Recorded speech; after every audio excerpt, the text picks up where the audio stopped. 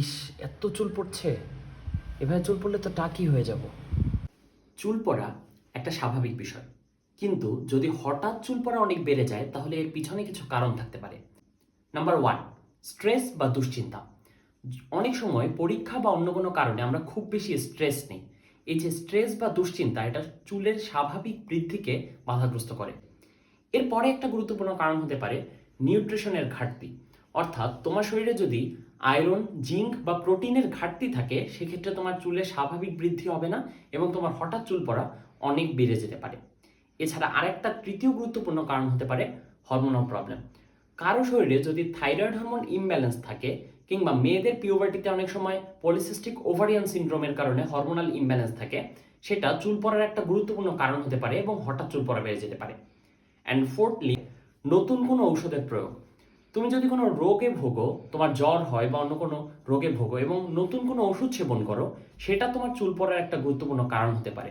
So তোমার যদি হঠাৎ করে চুল পড়ে, তুমি চিন্তা করবে যে তুমি নতুন কোনো ড্রাগ নিচ্ছ কিনা, অথবা তুমি কিছুদিন আগে কোনো রোগ থেকে উঠেছো কিনা। এছাড়া আরেকটা কারণ হতে পারে অত্যাধিক গরম এবং কোনো কেমিক্যালের ব্যবহার। অনেক সময় দেখা যায় আমরা নতুন কোনো শ্যাম্পু ইউজ করি, নতুন কোনো কসমেটিক ইউজ করি, যেটার কারণে আমার চুল পড়া হঠাৎ করে বেড়ে যেতে পারে। এবারে আমরা সমাধান নিয়ে কথা বলবো। তোমার প্রথমে আইডেন্টিফাই করতে হবে কেন তোমার বেশি চুল পড়ছে। যদি তুমি মনে করো যে স্ট্রেসফুল কন্ডিশনে থাকার জন্য বা এক্সামের প্রেশারের জন্য তোমার চুল হঠাৎ করে বেশি পড়ছে, সেক্ষেত্রে তোমার রিল্যাক্স করতে হবে। রিল্যাক্সের জন্য তুমি কি করতে পারো, অনেকগুলো মেথড আছে। তুমি মেডিটেশন করতে পারো, তুমি প্রেয়ারকে সিলেক্ট করতে পারো। যে কোনোভাবে তোমার রিল্যাক্স ফিল করতে হবে। অ্যাটলিস্ট দিনে 30 মিনিট মেডিটেশন করার চেষ্টা করবে, সেটা তোমার মাইন্ডকে রিল্যাক্স করতে হেল্প করবে। সেকেন্ডলি, ফুড হ্যাবিটটা তোমার চেঞ্জ করতে হবে। যদি তুমি বুঝো যে তোমার নিউট্রিশনের জন্য চুল পড়ছে, সেক্ষেত্রে তুমি ফুড হ্যাবিট চেঞ্জ করতে পারো।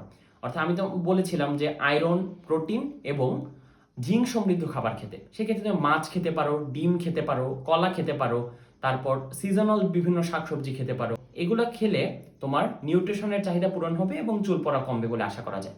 থার্ডলি, তোমার কি করতে হবে, তীব্র গরম এবং কেমিক্যাল জিনিসপত্র এড়িয়ে চলতে হবে।